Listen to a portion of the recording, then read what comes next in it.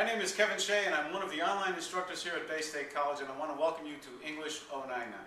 English 099 most likely will be one of the first courses that you take here at the college, and as such, it is basically developed around a solid foundation in English grammar components. Now, one of the most important things you're going to have to realize in a course such as this is, whatever you've learned to this point, you might want to put to the side. You might want to keep an open mind as you read the material. And basically this course builds from week to week. We'll be taking a sentence and ripping it apart in about a minute, and then you're going to see what type of challenges you're going to face over the next 8 weeks. Now, I want to caution you that online learning is quite different than what you've experienced so far in a classroom, because I or any other instructor who you might have in this course is not going to be there physically.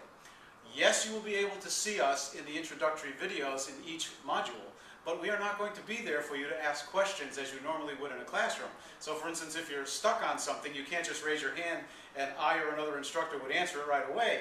What you'll have to do is send us an email, or better yet, pick up the phone and leave a message or contact your instructor directly, because that is basically the best way to get information in an online course. Again, online learning is student-based. That means that it is your responsibility, not so much as is the teacher's in a traditional classroom setting. So basically, yes, you have the convenience of studying when you want to, but B, the downside is you have the advantage of studying when you want to. And sometimes those two do not hook up between you and your instructor. So instructors generally will get back to you within 24 to 48 hours.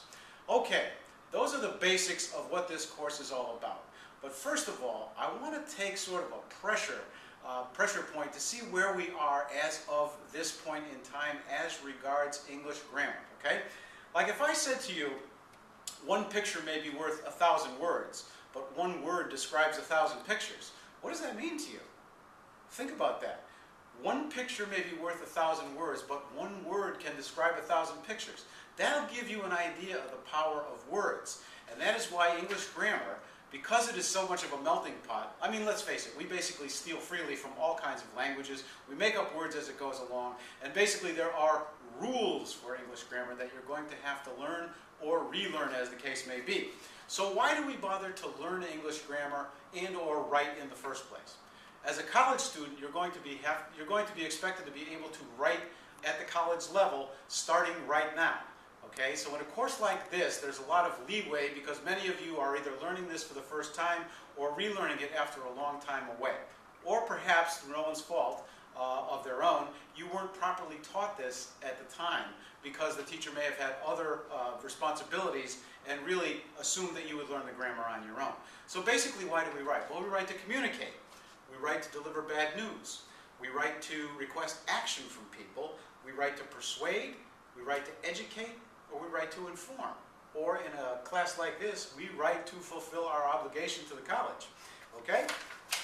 So why bother? Okay? You're going to learn things this term that you probably either have never heard of or haven't heard about in a long time. Let's just take a quick minute to look at an example that I have here up on the blackboard. Follow me. Now look at this sentence. Kevin reads his favorite magazine whenever he takes a break. Kevin reads his favorite magazine whenever he takes a break. Now what I want you to do is take a few minutes, get a piece of paper and a pen or a pencil, and then I want you to try and identify, without looking ahead in the textbook, the following parts of the English language. See if you can identify the nouns, the verbs, the pronouns, the adjectives, the articles, the conjunctions, and the prepositions. Now, you'll notice that these are plural, but there may not be more than one in the sentence. That's the only clue I'm going to give you. So go ahead and take a few minutes, and we'll be back to take you through the answers.